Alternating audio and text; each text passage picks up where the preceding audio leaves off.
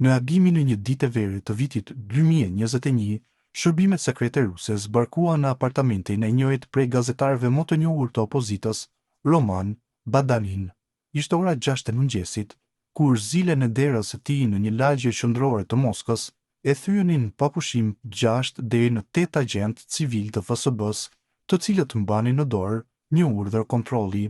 Për 6 orë me radhë ata kontrolluan çdo cep të apartamentit dhe dhomën, ndërsa jashtë, policë me uniforma bastisnin makinat e tij dhe të bashkëshortes.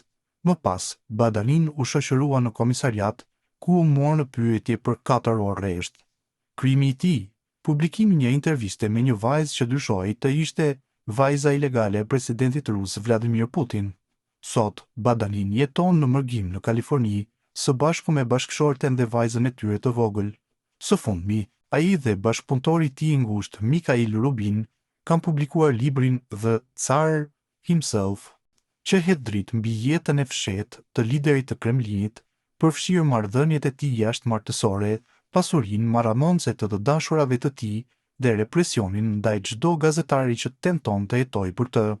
Vajza e fshehur dhe historia që ndezi alarmet në Kremlin.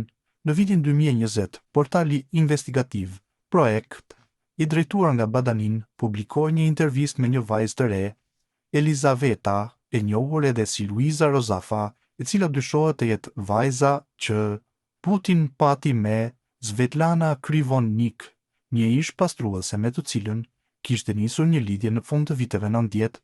Analizat biometrike nga Universiteti i Bradfordit në Mbretërinë e Bashkuar gjetën 70% ngjashmëri mes vajzës dhe presidentit rus, megjithse emri i babait nuk figuron në certifikatën e lindjes.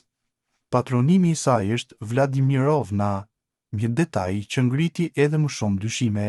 Pas lindjes së saj, Krivnonik bleu një apartament luksoz prej 2.9 milion poundësh në Monaco dhe përmes rrjedhjes së dokumenteve nga Pandora Papers, u zbulua se kishte grumbulluar një pasuri mbi 78 milion pound, përfshirë prona të shumta dhe një jaht privat.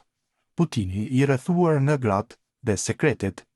Libri i Badanin dhe Rubin përshkruan edhe lidhjet e tjera të presidentit rus, përfshirë ato me yllin e gjimnastikës ritmike Alina Kabaeva, fituese medalje sark në lojrat olimpike të Athinës në vitin 2004, marrëdhënia e tyre besohet të ketë nisur në vitin 2006 dhe thuhet se kanë 2 fëmijë së bashku.